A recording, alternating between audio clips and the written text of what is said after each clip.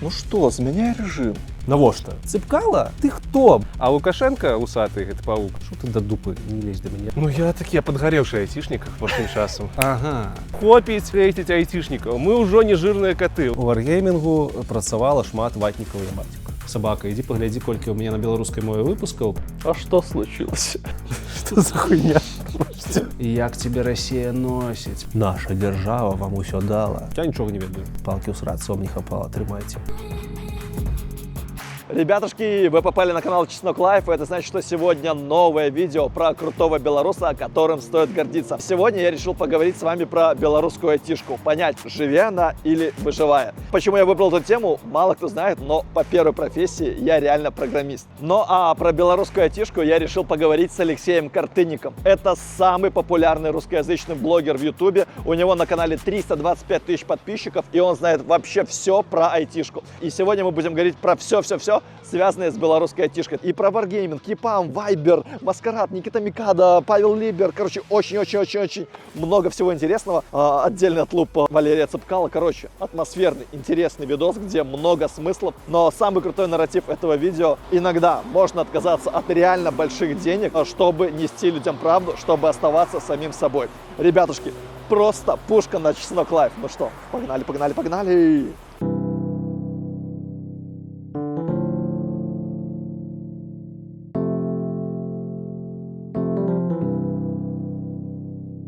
За IT-бородой я приехал в Гданьск. Именно здесь сегодня IT-борода Леха будет вещать про искусственный интеллект. Вперед в гостишку. Одразу так. Ну, а ты что думал? Здорово. Рады бачить. То навзаєм. А мне куда глядеть? В камеру тебе? А як тобі зручно буде, так і гляді. Пошли, показывай свой номер. Мы ж робим бэкстейдж и все справи.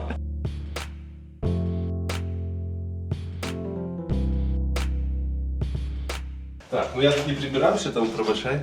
Ні, так і треба. Як живуть білоруські айтішники? Ось. Блін, у тебе тут вельми душно. Я зроблю ще душу. Ось зараз я себе відчуваю, да, у своїй талерці. А ти навіть у командировки береш увесь свой набор. Подожди, я приехал не только на конференцию, я, звичайно, коли кудись їду, я суміщаю це з димками. Тому що здимки коштують грошей. Коли їдеш кудись, можна зекономити гроші, можна взяти з собою камеру і когось там підзняти. Ось вчора я знімав чоловіка, 2 інтерв'ю увечері, який сьогодні буде виступати сябр мой. Зараз я приїхав тут з одним рюкзаком. Далі цей рюкзак со мною з Києва з'їжджав. А це той тривожний? Так. Компас залишився, український, ножик. Була рація, була мапа Києва. IT-тисова. З Білорусі артефакти залишилися.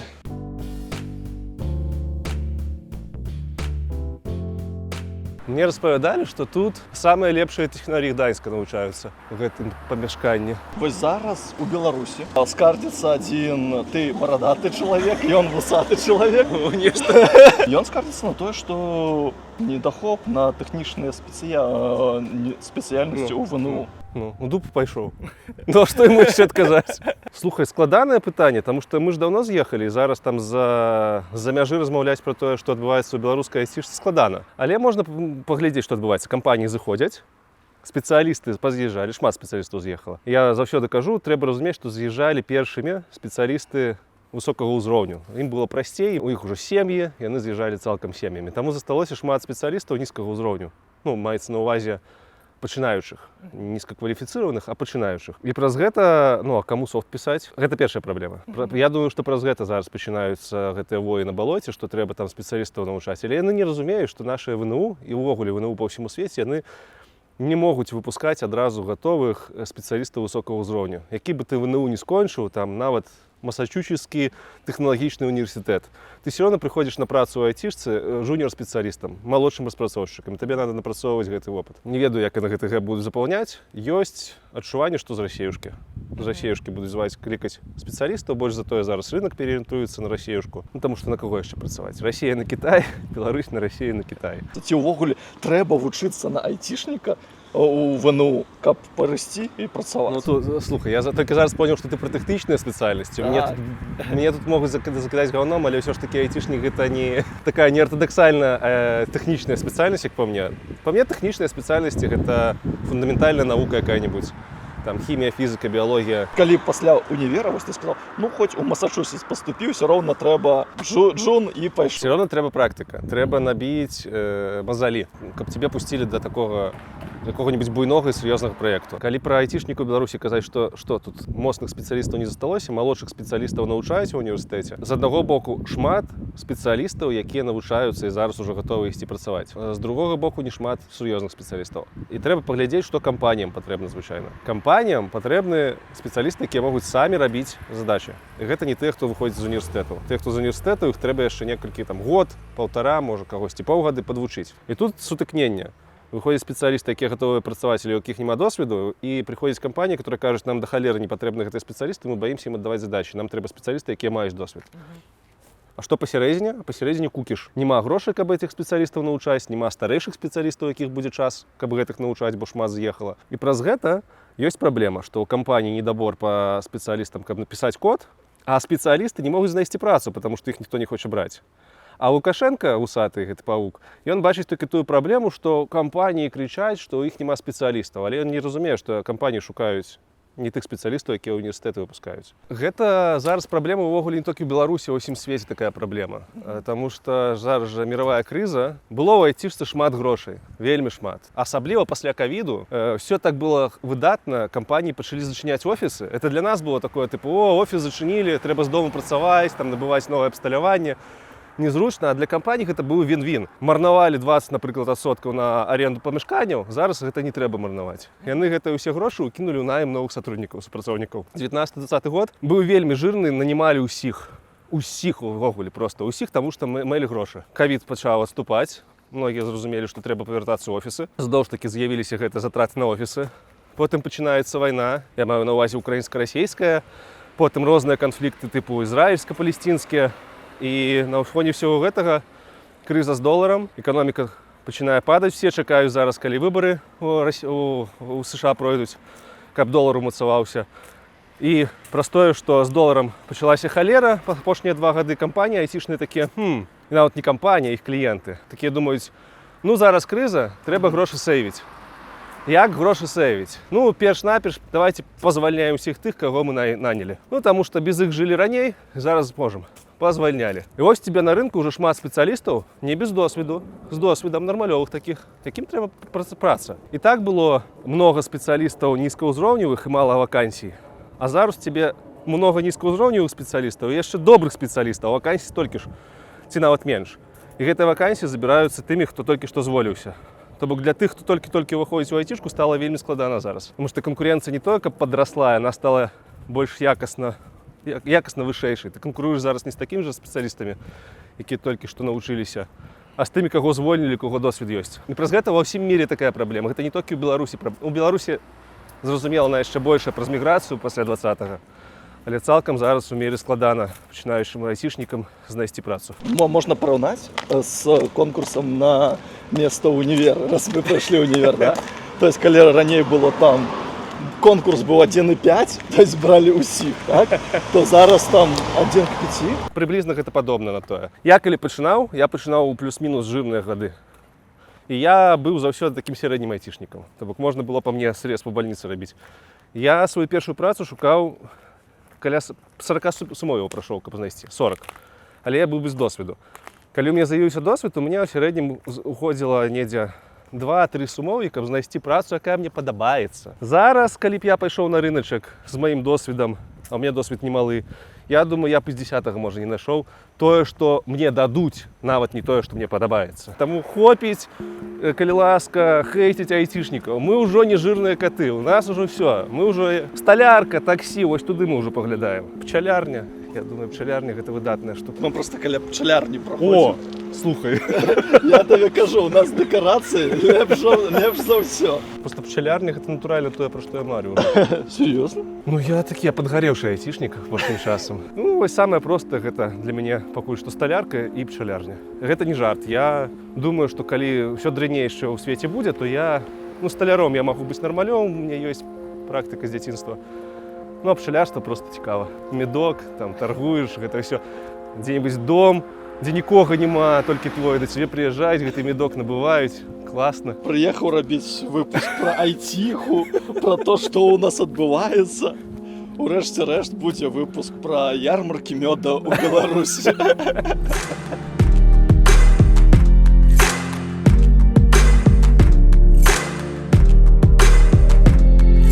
Ну что, змяняй режим. Я тебе прывёў сюды, каб паразмаўляць пра беларускую айцішку і зрабіць гэта ў гульнявой форме, згуляць у настолку. Ты ж вельмі любіш настолку, так? Абажаю. Фанат, аматар просто з дзяцінства. Я менавіта дзеля цябе зрабіў настольную гульню. Беларуская айціха. Каб гэта было больш класна і прыкольна, мы будзем кідаць косці таксама, вось. Мы ж айцішнікі у прыладзе для цябе. Гэта будзеш ты. Гэта хто ўвогуле? Гэта айці-барада. А гэта буду я. На раз, два, три, без колодца. Давай. Раз, два, три. Раз, два, три. Ну что, погнали. Ну, погнали. 2. Релокация в Грузию. Пропускаете один ход, пока работники придут в себя на новом месте. Увогуле, ёсць для айцішніка розніца, адкуль працаваць. У тебя есть компьютер, вось у тебя есть офис. Ну, якая розніца, у якой ты краіне? Глядзі, у тебе яшчэ ёсць падаткі, людзі, якія жывуць навокал, з якімі ты сутыкаешься. І, напрыклад, пра Грузію, калі казаць, у Грузіі самыя маленькія падаткі. 1%, калі ты іпэшнік, ты плоціш. Один. У Польшчы мы плоцім айцішнікі ад 8,5 до 15, в залежнасці ад таго, якая ў цябе пасада. Плюс, напрыклад, у Польшчы мне падабаецца, таму што тут ты не сустрэнеш людзей, якія будуць у другой павестцы. У павестцы з таго боку, з мордарскага. Вельмі рэдка. Калі сустрэнеш, то гэта будзе такой выпадковай сітуацыі, і хутчэй за ўсё больш не сустрэнеш. У той жа Грузіі, у другіх краінах можна сустрэць, для кагосьці гэта таксама важліва. 6. Ох, ёпарасоте, сходу на варгеймінг, як я так мог уляпацца? Ваша сярэдняя заработная плата 12 тысяч евро. Раскажыце, як вы кайфуеце. А што гэта за такі міф, што у варгеймінгу такая зарплата, такія заробкі? Навіна, у Літве сярэдняя зарплата літоўскага офіса варгеймінг 12 тысяч евро. Распавядай, як ты кайфуеш. Давайте так. Міф у тым, што айцішнікі зарабляюць да халеры грошай. У Беларусі ў параўнанні з астатнімі прафесіямі, так, у нас заробкі былі еўрапейскага ўзроўню, это там некалькі тысяч даляраў, там 2, 3, 4, гэта прыкладна сярэдні заробак такога айцішніка сталага было. Гэта было да халера. Када ты прыязджаеш у Польшу, у другую краіну, тут гэты заробак не расце. Ну, то бок табе яго пераглядаюць, але гэта не значыць, што ў Польшы ты будзеш зарабляць, там, зарабляў Беларусь 4, тут будзеш 8. У Польшы ты будзеш зарабляць там 4500, а яшчэ падаткаў заплаціш, і ў выніку менш застанецца. А жыць тут, напрыклад, крыху даражэй. Сярэдні заробак, ён дакладна не такі. Больш затое спецыялісты розных узроўняў розныя заробкі атрымліваюць. Джуніоры атрымліваюць да 1000 даляраў. Медлы атрымліваюць там у сярэднім 1,5-3, у залежнасці ад таго, як ты уладкуешся. Вось гэтыя заробкі 12 касарей. Ну, для мяне, нават для статічніка, якога там 10 гадоў досведа, я такіх грошай не бачу. Такія грошы ёсць у топ-менеджмента, ёсць людзей, якія акцыі трымаюць. І хутчэй за ўсё, тая частка варгеймінга, якая з'ехала ў Літву, яны ж там неяк раздзяліліся, я не памятаю, нешта там у Расію дашло. Хутчэй за ўсё проста пераехалі топы, у якіх велізарныя заробкі, і таму вось такая сярэдняя заработная плата. Я лічу. Ніхто ў айцішцы не будзе табе плаціць вышэй за рынок. Варгеймінг — гэта топавая кампанія беларуская? Была. Яна топавая праз тое, што яна зрабіла найбуйнейшую гульню, так? 3 гульні. Ну, в асноўным гэта танкі, World of Tanks. Яна вельмі выстраліла менавіта на постсавецкім прасторы, савецкай прасторы. Нават у ЗША яе гуляюць, але ўсё ж такі гэта ностальгія па другой сусветнай. Яны набылі папулярнасць, яны гэту папулярнасць вельмі добра выкарысталі. Калі вы хтосьці не ведае ці не ведае, у Менску ў варгеймінгу была самая моцная ў Еўропе гуказапісваючая студія. Каб запісваць гэтыя грукаты танкаў, стрэл зброі. Яны ездзілі ў тыя краіны, дзе гэтая зброя выраблялася, скупалі зломаныя танкі, чынілі іх і здымалі звук. Зоркі расійскай эстрады вось гэтай ездзілі ў варгеймінг запісваць свае трэкі. Наколькі я ведаю, супольнасць вельмі чакала ад іх, што яны стануць кібергульнёй, кіберспортам, што ў танкі можна будзе гуляць кіберспорце. Кіслы, гэты дырэктар, ну, напэўна, кіслы, я не ведаю падкаверных гісторый, але знешне падаецца, што кіслы ўсё гэта зрубіў на карню, таму што ён сказаў, што Гэта гульня будзе для хлапцоў там з півасікам пасля работы пагуляць. Яны запатентавалі свой механізм матчмейкінгу, за што і вельмі выхвацілі хейту. Ну, ніхто так не робіць. Ну, што это такой механізм патентаваць. Яны ўвялі там вельмі дзіўныя сістэмы, калі ты навічок, калі ты данаціш, ты можаш вырывацца наперад, і гэта цалкам забіла гісторыю зрабіць з гэтага кібергульню. Кіберспорт. Ну і пасля проста Wargaming стала буйной кампаніяй, якая робіць AAA, вельмі моцную папулярную гульню, але пасля паўнавартаснага ўторгнення стала зразумела, што гэта гульня ў асноўным прыносіць грошы там толькі на постсавковым прасторы. Ну, не просто так кампанія раздзялілася, не просто так танкі зышлі там у нейкае юрыдычнае лицо расійскае, наколькі я разумею. Што для мяне дзіўна, у Wargamingу працавала шмат ватнікаў і абацік. Гэта гісторыя, я не ведаю, можа для кагосьці адкрыцця, але для многа з якімі людзьмі я працаваў, якія мелі стасункі з Wargamingом. Там такія людзі працавалі, яны, можа, да сих працуюць. У мяне ёсць інтэрв'ю з людзьмі з Wargamingу. Яшчэ тады я іх рабіў, калі я палітыку асабліва не лез, сэнс не цікаюся. Зараз, на жаль, там адно з самых папулярных інтэрв'ю у мяне зроблена з чалавекам, які цалкам на другім баку. Я думаў, чаму?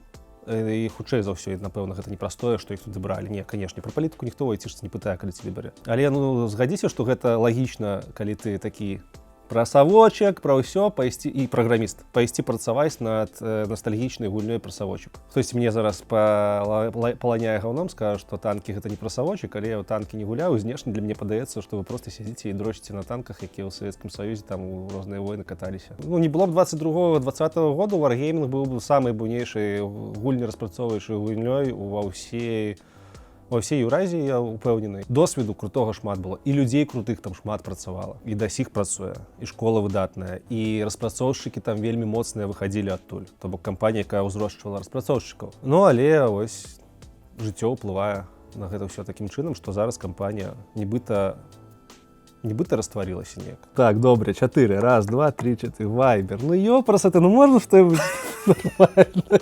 Покуль в Париже непонятно с Дуровым, у вас есть шанс бросьте кубик еще раз.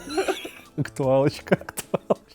Ты зусім недавно ее печатал? Ну вось, я под тебе ее рыхтаваў. Офигеть! Што пра Вайбер распавядаць? Гэта ўжо даўным-даўно не... Увогуле, наколькі я памятаю, не была беларускай кампаніі, гэта кампанія Rakuten. Можа быць, адзін з заснавальнікаў жыў у Беларусі, я не памятаю. Я дакладна памятаю, што ў Вайбера цэнтр галоўнай распрацоўкі заўсёды ў Мінскі быў. І шмат было ж гэтых чутак, што Вайбер злівае інфармацыю. Але ў мяне працавала некалькі маіх знаёмых у Вайбере. На высокіх узроўнях распрацоўшчыкамі. Усе як адзін казалі, што не, там такого няма. Шчыра кажучы, пасля пратэстаў 2020 года практыка показала, што там і ўсе браўзеры, усе гэтыя меседжеры па запытах маглі нешта зліваць. Таму, калі пра Вайбер нехта хацеў пачуць, што я буду іх панасіць, не, іх не буду панасіць. З кропкі гледжання айцішкі гэта ў свой час было вельмі крута, таму што буйная кампанія, буйны меседжер распрацоўваецца ў Беларусі. Нейкі час мы нават ганарыліся гэтым, але Вайбер жа такі кансерватыўны браўзер, так не браўзер, а меседжер для бацькоў. Вось аднакласнікі з міру меседжераў. Калі Telegram пачаў развівацца, Вайбер стаў такім, тыпу, ну Вайбер, ну што там нечага распрацоўваць, ніякіх фішак новых не выводзіць, ну тыпу Вайбер і Вайбер.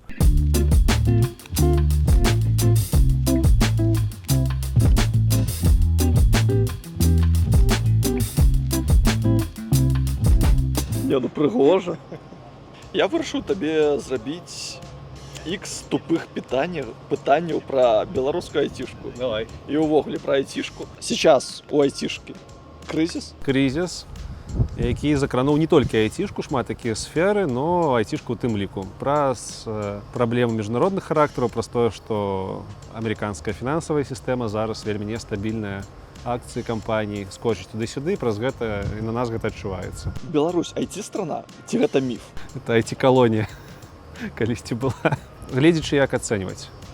Калі ацэньваць праз тое, як пра Беларусь ведалі да 2020 года людзі, асабіста там людзі, бізнесоўцы, то, напэўна, можна было б з нейкага боку сказаць, што гэта айці-краіна, бо шмат кампаній прыходзілі да нас, цэнтр распрацоўкі ў Беларусі рабілі. Праз тое, што таннейшая працоўная сіла, чым у Еўропе ці там у Амерыцы.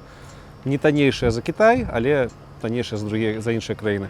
І гэтая працоўная сіла вельмі кваліфікаваная на ўзроўні топавых распрацоўшчыкаў. Больш за тое, яна ментальна вельмі блізкая да Еўропы і добра валодае ангельскай. Таму Беларусь у бізнесе я лічу, што лічылі у нейкім сэнсе такой усходнееўрапейская IT не краіна, але IT-кластарам. Але з кропкі гледжання там грашовага айтишнікі ў ВВП прыносілі там не больш некалькіх адсоткаў, што для краіны гэта зусім мала. Таму з кропкі гледжання валавага прадукту я б не сказаў, што гэта IT-краіна. Но у нас былі добрыя шансы зрабіць так, чтобы значная частка насельніцтва працавала на айцішку, і гэта не самы дрэнны варыянт. Айтишники ў Беларусі класныя, таму што яны танныя. Яны не танныя. К 2020-2021 году у нас наши заробкі зраўняліся з еўрапейскімі недзе. Бок і беларусаў все равно працягвалі пакупаць, таму што яны блізкія. Для бізнесу Беларусь працавала заўсёды на аутсорс, на Еўропу і на Амерыку. І да Беларусі было вельмі проста даехаць. Больш за тое, у нас там калісьці нават безвіз гэты паявіўся праз аэрапорт. І для кліентаў з Еўропы ты садзішся на самалёт, на свой прыватны джет, і за гадзіну ты ўжо ў офісе распрацоўшчыкаў у Менску. Ну, за 2 гадзіны, за 3. Таму яны блізкія з гэтай кропкі гледжання. Па-другое, яны блізкія ментальна. Менталітэт беларусаў вельмі добра мачыцца на гэты англамоўны заходні менталітэт. Мы дастаткова панятныя людзі для іх. Па-трэцяе, у нас з мовай все вельмі больш-менш добра ў параўнанні з тым жа Кітаем, у параўнанні з Індіяй, ну, з Кітаем, з Індіяй в асноўным. Ну і самі практыкі праграмавання, яны к нам прыйшлі ўсе з захаду. Вось тое, што мы працавалі заўсёды на аутсорс заходні, все працэсы, якія ў кампаніях адбываюцца, все практыкі ў самім кодзе, які мы выкарыстоўваем, яны все з захаду. І кампаніі, прыходзячы к нам, заходнія, упэўнены ў тым, што нас вучыць не трэба. Мы ўжо ўсё можам самі наладзіць па такіх жа працэсах, якія для іх знаёмыя. Зараз беларускі IT таксічен? Мне падаецца, што беларускі айцішнік дакладна не таксічны. І ў нас мала прыкладаў такіх яскравых кампаній, якія зашкварылись. Ну, там Сінезіс, можа, які-небудзь, яшчэ некалькі кампаній ёсць на слыху, але яны на слыху у асноўным внутры беларускага рынку. У нас няма распрацоўшчыкаў з Яндексу ці з Кантакце. Калі ты глядзіш там у працоўную кніжку, а ты там у Яндексе прапрацаваў 2 гады пасля 22-го, і зразумела, да цябе можа быць стаўленне другое. Беларускія айцішнікі сябе ўсё ж такі добра зарэкамендавалі, таму іх цалкам нармалёва бяруць, і таксічнасці ніякай няма. Да беларускага бізнесу айцішнага тут я не ведаю. Тут, напэўна, бізнесоўцаў трэба пытаць. Але, як мы бачым, шмат бізнесаў пераехалі ў Польшчу, ў Літву, у Германію, у Нямецчыну, і нармалёва там працуюць, і ніхто ім не замінае. Тыя, хто засталіся ў Беларусі, ну, ёсць тэндэнцыя, што на рынак Расіі пераарыентуюцца. Нехта намагаецца яшчэ на Еўропу працаваць, але ўсё цяжэй і цяжэй, яны ўсе пераязджаюць. І пераязджаюць нармальна, без кэнселінгу, без змены юрыдычных лиц, без змены назваў, як гэта робяць Яндекс, напрыклад, там з іх дырэктарам. Быў Андерсон у Беларусі. Переехал в Европу, и тут Андерсон, ну все нормально. Ноутбук «Горизонт». Это норм или нет? Ну, слухай, там российские блогеры казали, что норм. Ну, не ведаю, ну наклейки переклеивать умеют профессийно. Ну, напевно, там под капотом некий китайский ноутбук, китайцы не дрэнные ноуты робят, тому може и нормально, я не ведаю. Мне подаецца, хтосьці казаў, что за яго кошт начинка там нормалёвая. Ну, але гэта китаец, ну камон. Что там белорусского? Наклейка и пару винтиков. Киберпартизаны молодцы или нет? Это про хакинг. У хакингу есть градации у хакеров. Есть белые хакеры, шэрыя хакеры, чорныя хакеры. Чорныя гэта тыя, якія ідуць, якія робяць рэчы па-за межамі заканадаўства амаль што ўсіх краін. Можна так умоўна кажучы сказаць. Шэрыя гэта тыя, якія знаходзяць нейкія дзіркі ў сістэмах, але не прадаюць гэтую інфармацыю потым камусьці за грошы, а прыходзяць у кампаніі і кажуць: мы знайшлі дзірку, вось яна, там можаце нам заплаціць, можаце не заплаціць. Ну, тыпу такія. Ну і белыя гэта тыя, хто працуюць там пры кампаніях, пры дзяржавах і займаюцца тым, што наадварот там супраць чорных хакераў ваююць і намагаюцца высветліць, што адбываецца. Кіберпартызаны гэта унікальны кейс. Яны не адносяцца, напэўна, ні адной з такіх груповак, таму што з боку некаторых дзяржаў яны будуць чорнымі хакерамі, з боку шмат других дзяржаў яны будуць белымі хакерамі. Мне персанальнае стаўленне гэта хлопцы, якія набліжаюць нас да Беларусі будучыні. Когда ждать нового рассвета в беларускай айтишке? Калі айтишнік не павернецца тады. Калі Беларусь будзе ўспрымацца не таксічна. Вось ты спытаў, айтишнікі таксічныя, не таксічныя, кампаніі таксічныя, не таксічныя, Беларусь таксічная, таксічная. Таму што як краіна, у якую могуць захадзіць кліенты, Беларусь ужо вельмі таксічная, таму што там няма законаў, па якіх кампаніі могуць быць упэўненыя, што ў іх не скрадуць іх маёмасць. Гэты аўтарытэт у Беларусі заўсёды храмаў. і там з 16-го, напэўна, года па 20 па 19 вельмі шмат намаганняў рабілі, у тым ліку і ПВТ рабіла намаганні, яны нават ангельскае права часткова пераймалі для таго, каб упэўніць еўрапейскіх, амерыканскіх бізнесоўцаў, што ў нас ёсць права, па якім вас можна захаваць, ахоўваць. Пасля 20-го года ўсе зразумелі, што гэта ўсё права ламаецца на адным чалавеке. Пакуль так яно будзе далей працягвацца, ніхто к нам заходзіць не будзе. Гэта будзе толькі які-небудзь дагаварняк паміж дыктатарамі розных краін. Ну, але нармальны бізнес такі мировога ўзроўню сюды не сунецца. Нам трэба заканадаўчая база нармалёвая, ахова для бізнесоўцаў. Ну, а далей яно само будзе расці. Гэта бізнесоўцы будуць заходзіць, будуць рабіць універсітэты, навучаць людзей, людзі пачнуць вяртацца. Ну, неяк так проста, калі казаць. Адзін маскарад. О! Выдатный. Сергей Гончар, наши милые хлопцы. Время срывать маски. Расскажи, сколько ты зарабатываешь, или начни игру сначала. Ладно.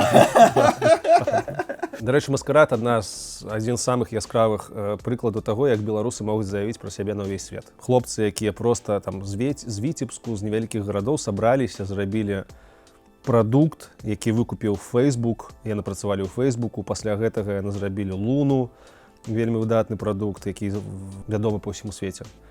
Сталі мільянерамі, таму што маскарад вельмі добра прадаўся, там да бабкі не хадзі мільянеры, і прытым асталіся звычайнымі хлопцамі. Усе, хто рабіў маскарад, амаль што ўсе хлопцы, яны як былі інжынерамі, так і зараз засталіся, ты можаш там прыйсці да кагосьці з іх, спытаць там, як на пітоне зрабіць нешта, на мове праграмавання, яны табе напішуць. Вось гэта натуральныя беларусы. І беларускае несуць, малацы. Там маскарад. Далей, так? Колькі я зарабляю, гэта складана адказаць. У мяне зараз заробак. Я да сих працую айцішцы, але апошнія 3 гады я не працую распрацоўшчыкам камерцыйным, я працую больш у сферы, якая называецца Developer Relations. Это прасоўванне звестак пра кампанію у асяроддзі распрацоўшчыкаў. Гэта звязана з вытворчасцю тэхнічнага контенту, суполкі тэхнічныя. Ну, цалкам усё тое, чым я займаўся ў вольны час на IT-барадзе, на сваім асноўным канале пра айцішку. Там мне заробак залежыць ад пачасовая аплата, і прыкладна 50%, ну, некалькі тысяч $. Плюс у мяне ёсць невялічкі доход ад IT-барады, таму што ўсе рэкламадаўцы яны зышлі, это расейцы, я з імі адмовіўся працаваць з беларусамі. Таксама дакладней, я адмовіўся працаваць з кампаніямі расійскага, беларускага паходжання, якія маюць стасункі з дзяржавай. Праз гэта рэкламадаўцы ўсе зышлі. Раней вельмі добра было, я за конт заробкаў на канале пабудаваў хату ў свой час, там шмат чаго зрабіў. Зараз там за 2 гады у мяне было, напэўна, 4 інтэграцыі. Гэта асноўны заробак на YouTube, это інтэграцыя рэкламы. І ўсе гэтыя 4 інтэграцыі былі з украінцамі. З IT-барады там, ну, недзе $1000 капае ў месяц з усяго, але гэтая 1000 уходзіць на здымкі. Я раблю па 2 выпускі прыкладна ў месяц, там трэба з'ездзіць кудысьці, студыю зняць, то на тое выходзіць. На працы у мяне адбылося скарачэнне. У нас на працы было скарачэнне, я працаваў на 100%, зараз на 50%. Стала пытанне, ці павяртацца зноў праграмавання, ці нешта рабіць сваё. У праграмаванні павяртацца гэта фултайм, і значыцца, мне трэба было бы фултайм працаваць праграмістам, і яшчэ 50% на сваёй цякучай, бягучай працы я б гэта не выцягнуў, таму што ў мяне там яшчэ IT-барада, цёмны лёс. У выніку я рашыў паспрабаваць штосьці цалкам другое. І вось на падкорцы я атрымаю сталярку і пчалярню. Я пачаў рабіць суполку для праграмістаў, якія зацікаўлены ў развіцці сваіх навыкаў з дапамогай штучнага інтэлекту. Вось гэта асноўныя даходы, і таму яны вар'іруюцца. Можна сказаць, што адзін месяц это некалькі тысяч $, якія на карман надыходзяць. У нейкі жирны месяц там гэта можа быць 4-5 тысяч $. Але гэта плавае. У цябе калі быў самы жирны год? Калі у тебя 21 год. Я ў 21 годзе вырашыў зайти з праграмавання і цалкам пайсці працаваць на канале, таму што тады ў нас была не адліга, а такі момант зацішша пасля пратэстаў. Я ўвесь 21 год матаўся ў Маскву, Піцер і Казань, і проста, каб забывацца. І рабіў шмат выпускаў платных. Тады цэнікі былі вельмі добрыя, таму што IT-барада гэта быў буйнейшы IT-шны канал на YouTube пра IT. Было 2 віды заробкі ў асноўным. Это реклама, як у Дудзя, калі ты нешта 10 хвілін абазрываеш, вставляеш. Гэта інтэграцыя. Ці цалкам выпуск, калі да цябе прыходзіць кампанія, кажа, у нас ёсць супрацоўнік, ёсць тэма, давай здымем выпуск і натыўна падсвецім нашу кампанію. Інтэграцыя на той момант каштавала на канале $2500, і можна было некалькі выпуск зрабіць. А выпуск пад ключ каштаваў $5000 без затрат на маё перамяшчэнне, ну, то бок на карман. У мяне ў месяц выходзіла па 4-5 выпускаў. Я яшчэ здымаў наперёд.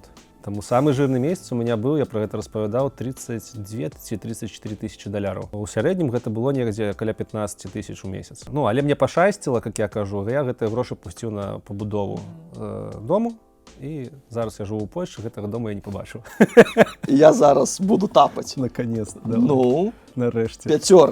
Микита Микада. У вас, в отличие от одного человека с усами, есть крутая Тесла. Расскажите, зачем вам нужен был 2020 год?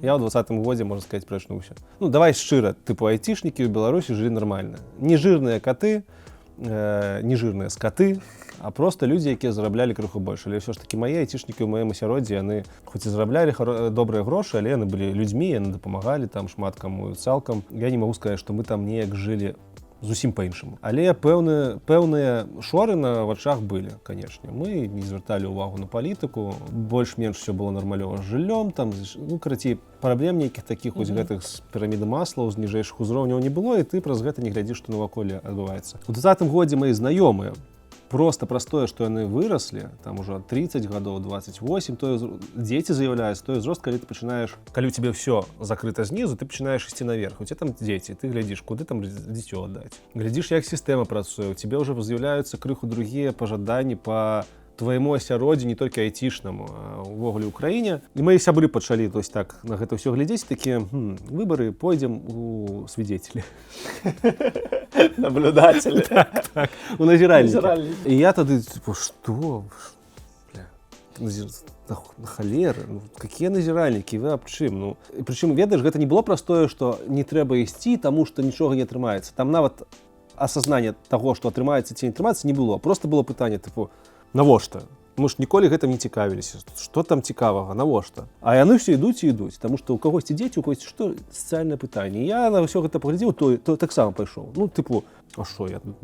Дрэнны, што, не могу так же. Я спачатку не ў назіральнікі хацеў пайсці, я хацеў пайсці ў састаў камісіі. У састаў камісіі. Я збіраў подпіс на састаў камісіі, тады ж усім сказалі, што нікога не берем, і ідзіце ў назіральнікі. І вось уже адтуль я такі, а што такое? І там панеслося адно за другім. Там школу не пускаюць, мяне забіралі там з ОМОНам, таму што я дзяцей пугаў, якіх не было ў школе, дырэктрыса нейкая там конченая была, 20-я школа на Маліновцы, привет табе, калі што. І праз вось гэта здзіўленне панеслася новая гісторыя ў маім жыцці, то бок новая осознанне сябе як актара ў сацыяльным грамадстве.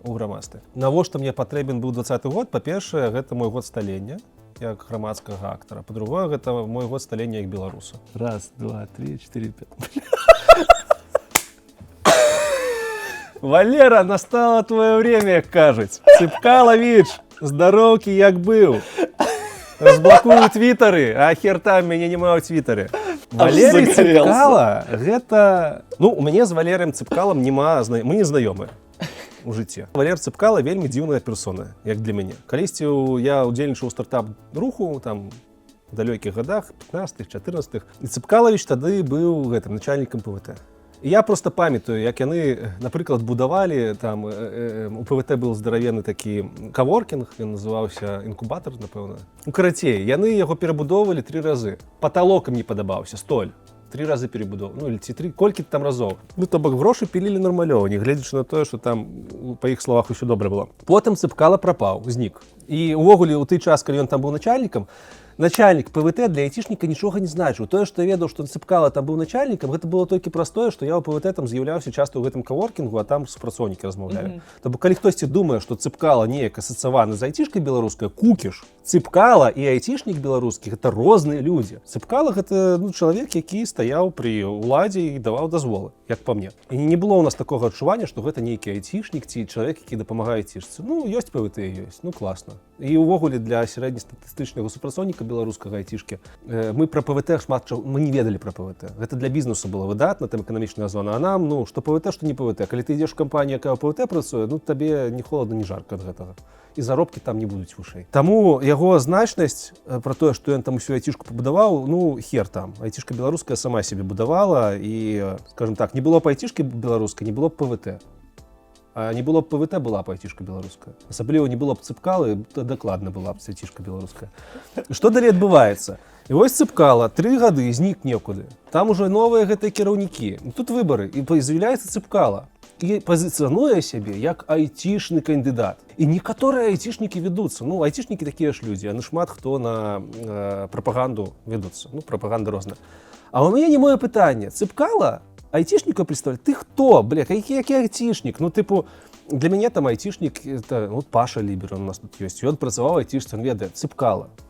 Стаяў каля ПВТ, прасоўваецца праз айцішніку. Ну, якая хусня. Карацей, для мяне быў самы незразумелы кандыдат. Там у яго быў штаб, у штабе былі айцішнікі, у тым ліку, якія мяне ведалі, і яны ці то 2, ці то 3 разы прыходзілі да мяне на канал, прапаноўвалі інтэрв'ю з Цыпкалам перед выбарамі. Типу, давай зробім. Но канал жа буйны, на айцішнікаў працуюць. А у мяне одно пытанне. Я ім так адказваю. Я кажу, па-першае, мне патрэбен адказ, калі мы робім. Дзе ён быў 3 гады? Потому что я не разумею, у меня до яго стаўленне вельмі такое непазітыўнае. Говорю, а по-другое, это ж відавочна вы жадаеце атрымаць галасы айцішнікаў праз мой канал, а я так не раблю. Кажу, давайте пасля выбараў, калі будзе зацікаўленасць, мы зробім інтэрв'ю. І што ты думаеш, прыйшлі яны да мяне пасля выбараў? Ну, там уже не до таго было насамрэч. Ну, цалкам вось, такія ў нас стасункі былі. Яго штаб хацеў у мяне інтэрв'ю, я казаў, што дзякуй, не трэба. І не разумеў, што там гэты Цыпкала забыўся ў айцішцы. Ну, а потым мы ведаем, што здарылася. Ну што, Твіттер там у цябе здарыўся? Не, ну потым быў тройственны саюз, так, яго жонкі і Калеснікавай, і ўсё вельмі прыгожа было. Цыпкала адышоў на другі план. Год прайшоў, Цыпкала з жонкай пачалі там рабіць свой канал, на якім пачалі разводзіць нейкую жаўтуху, такую халіварную. І яно мае места быць. Але я нейкі момант стаў глядзець, што яны там размаўляюць. Ну і там гавораць, там такая бязлузіца для мяне была. Для чалавека, асабліва, які крыху там ужо разбіраецца, для мяне гэта як цырк выглядала. Ось. Ну а потым на адзін з выпускаў я на Твіттере вельмі актыўнічаў. І там адзін выпуск я не памятаю, што там мяне ўзбадаражыла ў выпуску. Мне недзе скрынет павінна застацца, я захоўваю такое. Я Цыпкалі прямо ўжо ў Твіттере таксама там адказваю, я яму прям адмеціў, напісаў типа Валерій Цыпкалавіч. Ці то, дзе ты быў тыя 3 гады, карці, нешта такое было, прям таксічнае, але за дзела, як мне падавалася. І ён мне там жа ноччу адказаў, прычым адказаў у такім тоне, нібыта ён п'яны быў, нібыта я яго абідзеў да корня сідых валос, якіх у яго няма. Ну, я здзівіўся, я такі, не халера сабе, ну ты дакладна клоун нейкі. Я яму там нешта адказаў, ён мне таксама адказаў, а потым я прачынаюся на утро, а нашай перапіскі няма, і я заблакаваны ў Цыпкала. І я такі думаю, бля, ты кандыдат, і ты ў Твіттеры нейкую лухту несеш нейкаму блогеру, а потом яго блакіруеш. Ну што за цырк? І зараз паўсюль ходзіць яго жонка, вельмі выдатная спікерка, ну, значна лепей мужа умее размаўляць. А, там же напісана яшчэ нешта было. Давай. Толькі адно значу, што ўсё роўна Цыпкала ўнёс вялікі ўклад у тое, што ў 2020 году адбылося. Як бы мы можам ставіцца як заўгодна да гэтых людзей, але ў іх ёсць і свае заслугі, канешне. Да, ну давайте еще одну старую историю про успех ПВТ. Но все равно вам нужно вернуться в клетку 1. Бля, бесконцая гульня.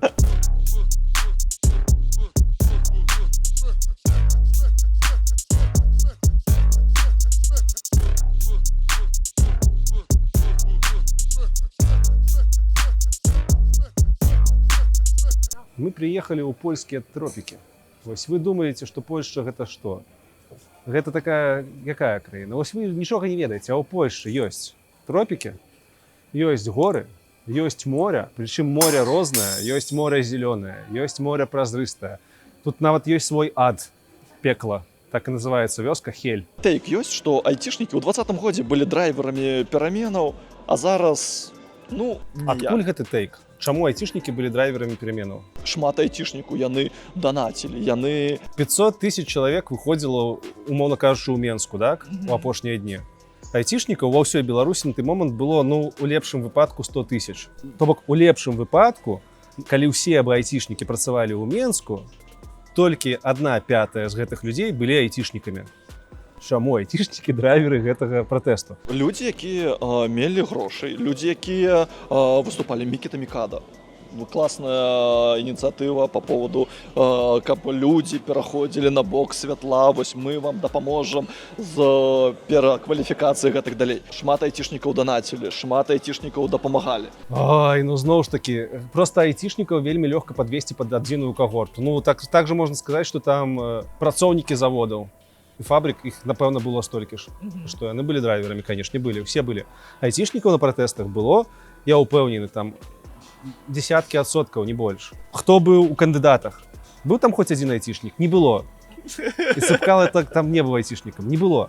Адзінае, пра што можна было б гэта прыцягнуць за вуш, ну не за вуш, а сказаць, што насамрэч айцішнікі паўплывалі, тое, што платформа «Голас» была зроблена Пашай Ліберам, ён моцны айцішнік. Ну і каманда ягоная. Ну гэта не дзіўна, таму што у нас краіна з моцнымі інжынерамі, і яны зрабілі моцнае інжынернае вырашэнне. Это не потому, што айцішнікі маюць много грошай, ім захацелася. Паспрабавалі, зрабілі, атрымалася. Ну так, і гэта шмат чым мецэнацкая штука. Так, Павел Лібер, ну, я ўпэўнены, што шмат асабістых грошай патраціў, каб зрабіць гэтыя празрыстыя выбары. Ці гэта праз тое, што ён айцішнік? Не думаю. Грошы ў яго былі, напэўна, праз тое, што ён айцішнік. Ну так пашчасціла. Але тое, што ён такі шчыры беларус у выніку, ну, гэта не пра тое, што ён айцішнік. Айцішнікі не драйверы. Айцішная когорта была нават не асноўнай, она была адной з. Не на нас адказнасць, на ўсіх адказнасць, і не толькі на айцішніках.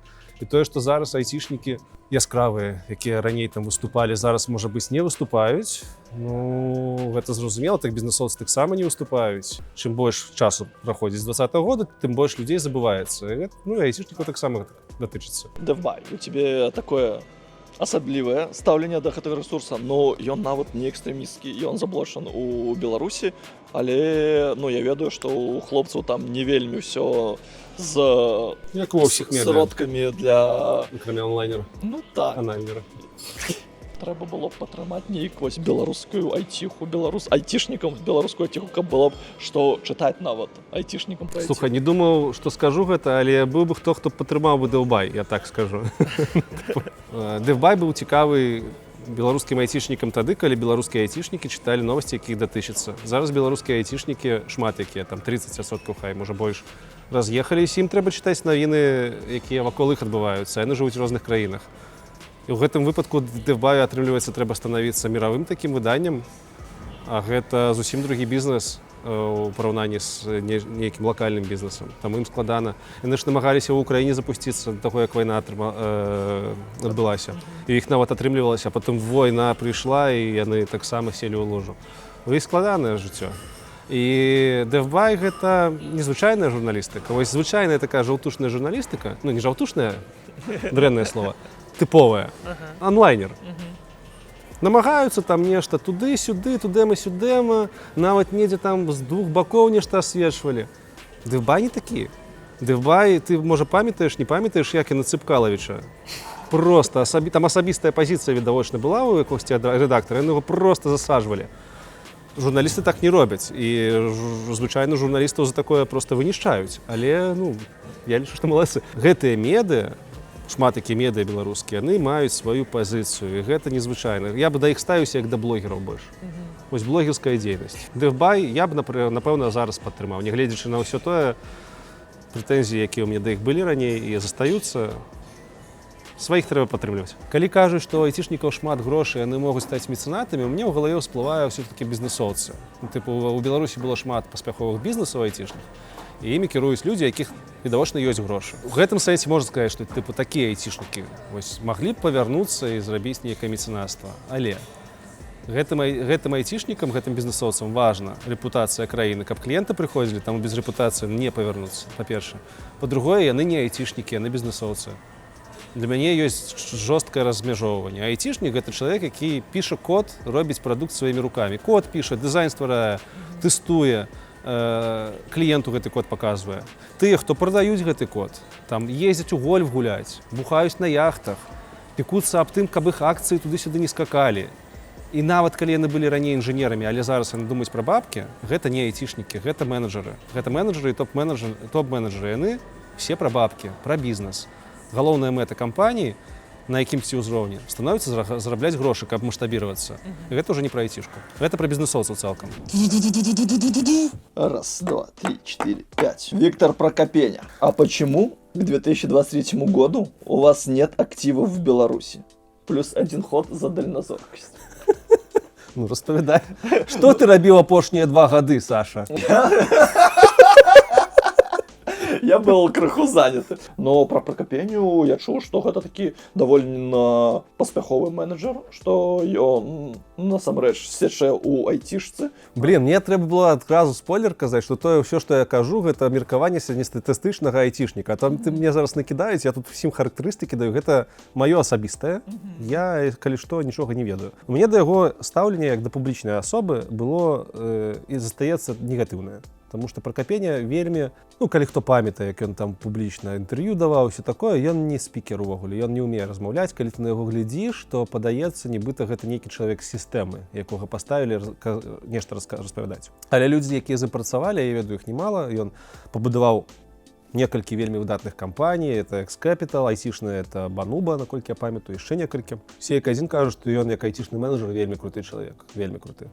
Што там, якія яго стасункі з дзяржавай былі, калі яго там сажаць намагаліся, пасадзілі, наколькі я памятаю. Я недолго. Але, гэта сфера вялікіх бізнесаў, вялікіх грошай, там заўсёды ёсць нейкі трейд-офф. Але як айцішны менеджер, все кажуць, што ён выдатны. А хто цябе захапляе з беларускіх айцішнікаў? То есть, ну, Мікадзе ты рэспектнуў, Маскараду рэспектнуў, Маскарад, Мікада. Ліберу. Усе ребята, якія рабілі стартапы беларускія з беларускімі карнямі, выбіліся там. Фло, стартап, якім карыстаецца чвэрць насельніцтва зямлі, так? Это па жаночых справах. Там у нас вельмі шмат дробязных кампаній, якія робяць мабільныя гульні, якіх там мільёны праглядаў і спампоўвання. У нас шмат людзей, якімі можна ганарыцца. Ралевая мадэль для мяне гэта, ну, я люблю інжынерію, таму для мяне ралевая мадэль гэта інжынеры, якія дасяглі нейкіх высот і ўзроўняў. Вось гэтых людзей, вось Паша Лібер, так, выдатны чалавек. І інжынер выдатны, і там я не кажу пра яго палітычную зараз дзейнасць, это асобная размова. Але як чалавек я ведаю, як ён працаваў.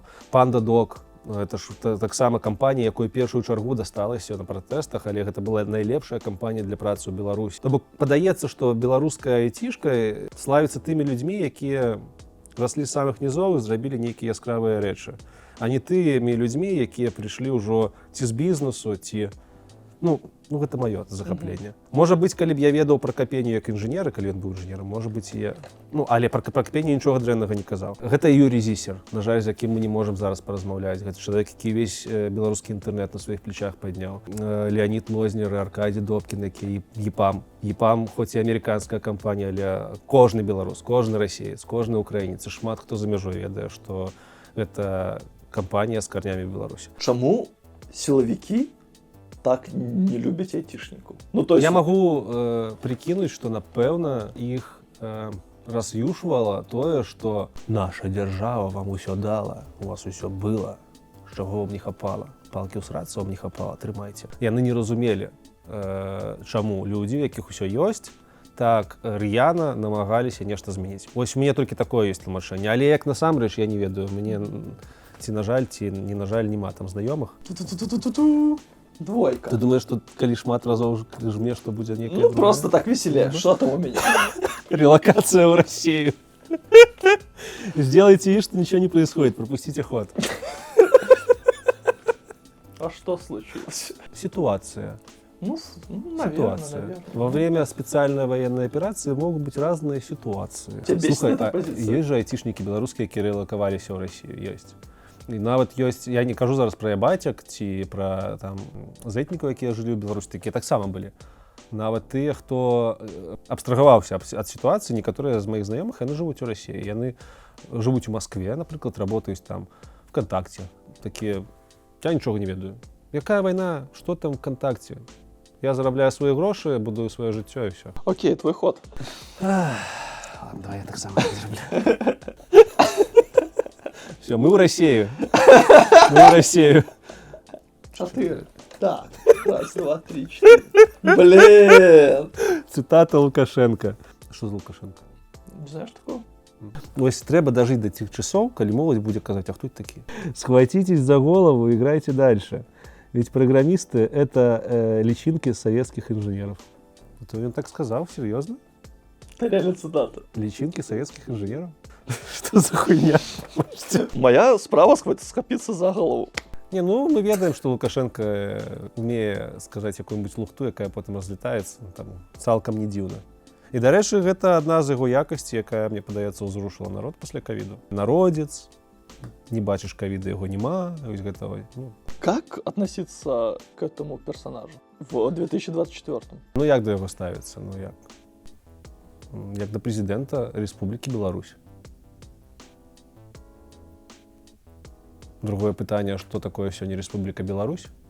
Для ўсіх гэта по-рознаму. Ну, гэта суагрэсар расійскі. Казаць там, ну, ён абраны, не абраны, гэта ўжо не важна. Ён, ну, тыпу, дыктатарскі рэжым, там ужо не важна, абраны, не абраны. Ён дыктуе правілы ў гэтай рэспубліцы. І мы з гэтым нічога зрабіць не можам звонку. Мне б увогуле ніяк да яго ставіцца не хацелася.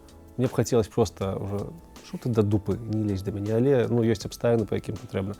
Такіх дэмакратычных страёў у міры, насамрэч, шмат менш, чым усей лухты, якая адбываецца прыкладна як у Беларусі. Там 200 з халерай краін, з іх, ну, некалькі дзесяткаў жывуць прыкладна так, па еўрапейскаму матыву. Таму з гэтай кропкі гледжання можна нават падумаць, што страі падобныя да лукашэнкаўскіх, яны для чалавецтва больш нармалёвыя. І ад гэтага яшчэ горш становіцца. Не ведаю. Я да яго ніяк не стаўлюся. Я на яго не звяртаю увагі моцнай. Ён займае нейкае месца ў беларускай айцішцы? Ну, ён пэўны час не лез у айцішку, і я лічу, што дзякуючы таму, што туды не лез, мы нармальна развіваліся.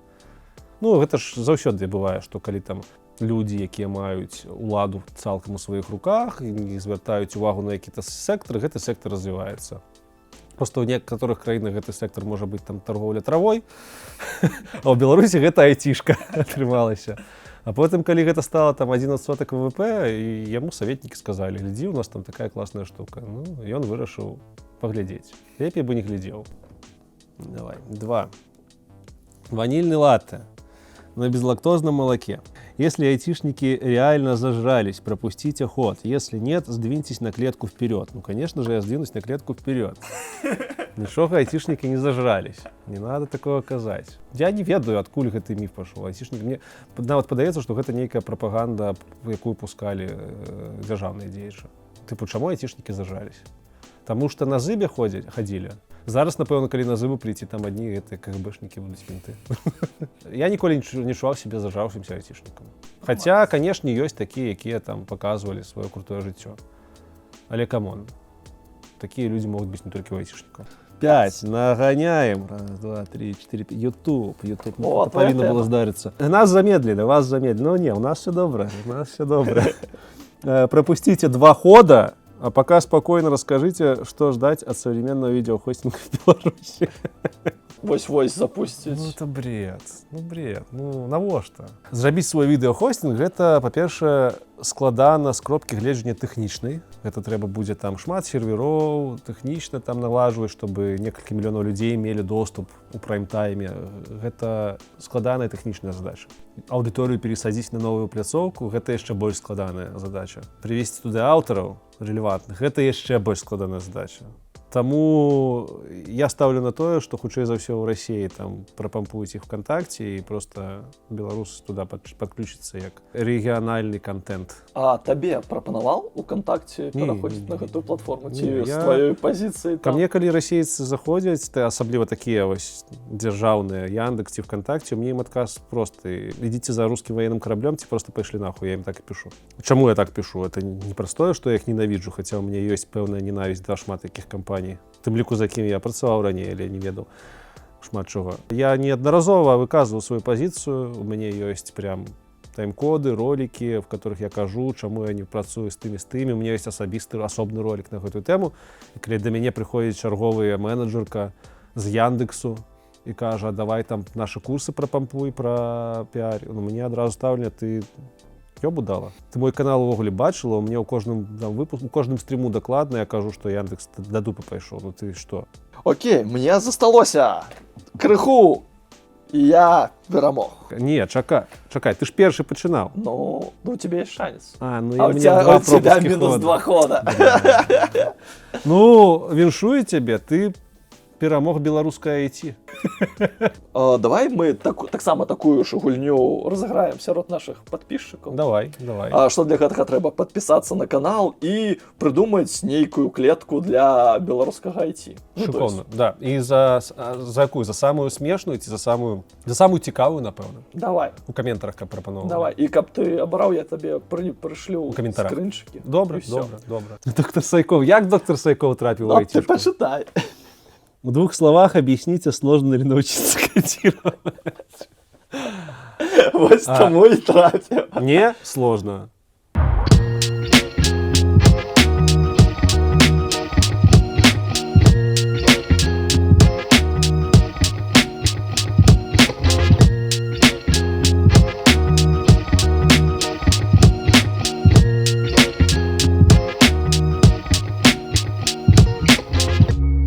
Вот ты сейчас будешь выступать, и ты не готов? Ну, то есть я материал знаю, который я рассказываю, и на русском, на белорусском языке я могу его вот так валить экспромтом. Были бы слайды. А тут выступление на английском. Моя подготовка — это сделать презентацию, а дальше как пойдет. Ты востребованный спикер по вот, искусственному интеллекту, еще почему-то. Смотри, у нас по искусственному интеллекту у беларускамоўнай прасторы увогуле ніхто не распавядае. И специалистов мало. У нас есть суполка про штучный интеллект аматорского в Телеграме. Там 300 человек.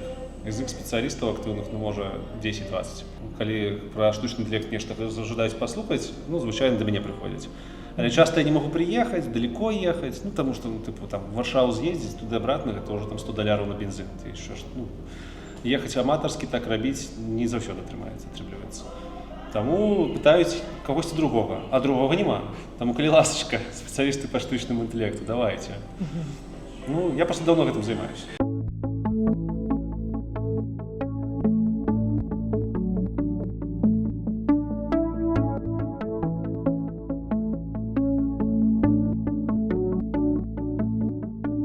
Я ж по первой профессии программист. Да ладно.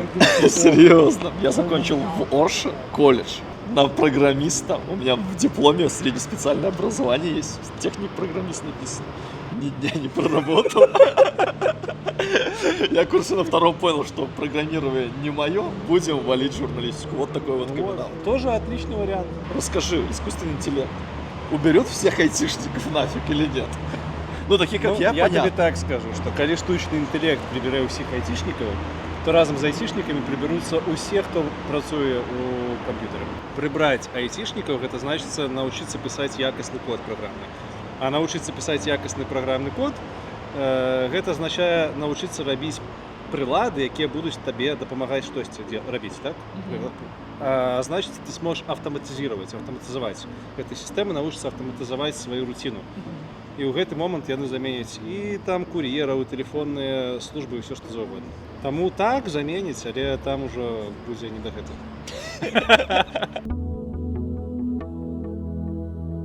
У меня ж была ідэя ў IT-барады паказваць, што ў айцішцы ёсць розныя накірункі, гэта вельмі лампавая сфера на расійскамоўная у тым ліку. То бок з того боку, што ўсе могуць выкатывацца. А тут яна парушылася, таму што я зразумеў, што вялікая колькасць людзей з гэтай аўдыторыі, яны са мной на другім баку міраўспрыемства, міраўспрыняцця. І мне спатрэбілася некалькі месяцаў, каб вырашыць, ці можа існаваць канал IT-барада з другой мэтай. І мне пашчасціла, бо ў мяне ўжо даўно была ідэя рабіць беларускамоўны кантэнт, але не ведаў, на якую тэму, навошта. І тут у мяне ўсё стэкнулася. Тыпу, я працягваю рабіць IT-бораду, але ўжо як хобі, без амаль што рэкламы. Працягваю паказваць розныя накірункі ў айцішцы розных цікавых людзей, але з некаторымі правіламі. Па-першае, гэтыя людзі павінны быць са мной на адном баку, не ватнікі, не бацькі. Па-другое, я паказваю сваю пазіцыю ў гэтых інтэрв'ю таксама, не толькі айцішную. Такім чынам аўдыторыю фільтрую. Мэта канала у тым, каб проста паказваць, як можна развівацца тым людзям, якім не замінае глядзець мае выпускі, у тым ліку з маёй пазіцыі. І паралельна мяне вельмі турбавала, што ўсё ж такі шмат расійскамоўнай аўдыторыі мяне глядзіць, і так апынулася, я асэнсаваў, што мяне не асэнсоўваюць як беларуса.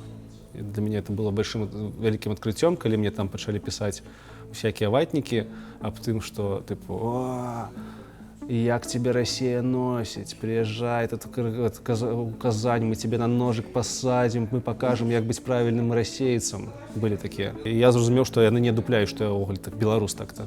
И мне гэта таксама стало замінаць, і я пачаў рабіць беларускамоўны контент паралельна для того, каб показваць, што я беларус. І вось я раблю контент не заўсёды айцішны, але вельмі падобны на беларускай мове. Я такім чынам не забываюся пра беларускасць. І ў першых выпусках увогуле мы пра беларускасць шмат размаўлялі. Я не забываюся мову. І калі якая-нибудь пачвара да мяне ў каментары прыходзіць і кажа: ну що ти, білорусік, що ти тут на російській щось ще робиш? Я його можу тикнути 2 рази. Я можу сказати, що у мене, по-перше, во всіх випусках я білорус, у мене повсюди висять посилки, а по-друге, собака, іди погляди, скільки у мене на білоруській мові випусків, скільки, що я роблю ще один канал, і не їби мені голову. Це не був момент злому, це не було вигорання, але це було переасенсування того, як, для якої мети мені треба робити контент. І праз гэта з'явіўся беларускамоўны падкаст. Мэты эти барады змяніліся. Ты неяк у ліжку хацеў перапісваўся. Да, так я да сіх так раблю. Конечно. Тым, хто ўвогуле нейкую бязлудзіцу піша, ну тыпу давай на нож. Я им не адказваю, я просто пишу давай міру табе і ў блог. Нахер мне гэта трэба. Часам табе піша чалавек хейт, і ты часам бачыш, што з гэтым чалавекам можна паразмаўляць. У сэнсе можна паспрабаваць зразумець яго, паспрабаваць зразумець яго і паспрабаваць яму нешта даказаць. І такія размовы бываюць вельмі дзіўных пачаткаў. Вось апошняя такая размова мне была некалькі тыдняў таму, мне чалавек напісаў, зараз я нават скажу, што мне напісаў: «Эй, хуесосіна фашысцкая, ты там не сдох еще в Польше?» Усё з маленькіх літар без вопросительных знакаў. Мне такія паведамленні давно не пісалі. Вось прям вось такія злыя. Я здзівіўся. Я ему написал, кажу: а чего с большой буквы Польша пишешь? А он мне: правила русского языка. Я ему пишу: а знаки вопроса ты забыл или это утверждения были? И он мне отвечает: вот про знаки забыл, моя ошибка. И я тут: ага, то есть чувак може размаўляць, може нават, ну, і я зачапіўся, і мы з ім гадзіны 3 паперапісваліся, ён упарты зэтнік. Я ему накидал своих фактов, ён мне накидал своих фактов. Я уже шмат з такими хлопцами размаўляў, я для себе нічога нового не открыл, але мне падалося, што ён месцамі призадумаўся. І нават я там пісаў месцамі, што ну так, трэба, буду цяпер чытаць яшчэ нейкія другія крыніцы, таму што вось нешта тут не так. Ну, карацей, мы прыйшлі да нейкіх высноў, і ён, по-моему, нават напісаў недзе, што зайшоў вельмі жорстка да мяне, і ўсё, разышліся. Я ему сказаў: беражы сябе, не ідзі на вайну, ён сказаў: нікуды не пайду, і ўсё. Ну, і типу, ну гэта ж класна. Па-першае, ты разумееш, як там абставіны адбываюцца у людзей, што ў галаве. Па-другое, ён адзін за мной зараз паразмаўляў, ён да мяне зайшоў, што я хуесос, які павінен здохнуць у Польшчы. А зараз ён са мной, ну, размаўляе. Напэўна, ён сваім сябрам распавядзе, што, напэўна, ён уже не хуесос, а так, долбаёб крыху.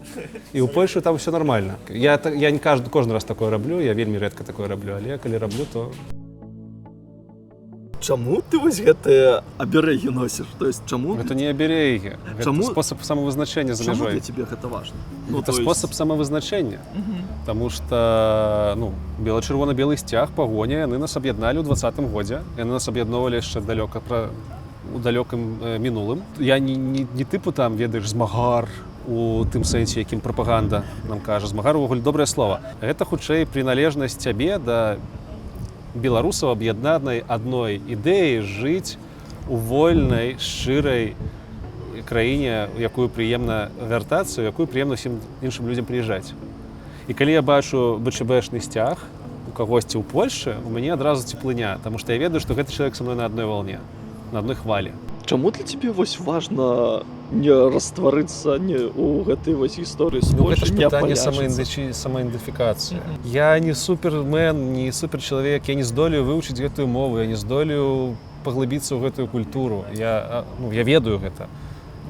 У мяне няма ўжо на гэта ресурсу, гэта, ну, як кажуць, з малаком маці гэта ўпітваецца. Я нават думаў, што калі ў мяне там будуць дзеці, то у іх будзе шанец, можа стаць там ці то палякамі, ці то кім, дзе яны нарадзяцца. Але ўсё ж такі праз мае ўплывы яны беларусамі будуць. У мяне шанс такога няма. Мы пераязджаем у іншыя краіны, нават тыя, хто пераязджаюць асэнсоўна, не для таго, каб асіміліраваць там самім, а каб іх унукі асімілявалі. Нават іх дзеці не будуць мясцовымі. І гэта важна разумець, што пераязджаючы, ты пераязджаеш, ну, хутчэй для сваіх нащадкаў. Дякую вам вялікі за тое, што даглядзелі гэта відэа до конца. Для мяне было вельмі цікава паразмаўляць з Лёхай пра беларускую айцішку. Подписывайтесь, калі ласка, на канал Лёхі Айці Барада. Главное, подписывайтесь на Чеснок Лайф и пишите комментары ваши, пишите про гульню. И, Саня, тебе великий дякую за то, что ты гэтым всем займаешься, потому что, ну, таких людей мало зараз. Блин, дякую табе вялікі. Мы зараз будем вось выключым и будем сосаться в усы. Не будем. Белорус, ты целуешь меня, ведаешь такую группу? У меня не вкусный, белорус. Постирай мои шкарпетки, белорус. Я там, ты не ведаешь? Не. Послухайте, 5511, напевно, называется. Белорус песня. Класс, все. Лайки, каменты, калі для вас гэта бяспечна, і працягвайце верыць у беларусу. Беларусы насамрэч вельмі крутыя.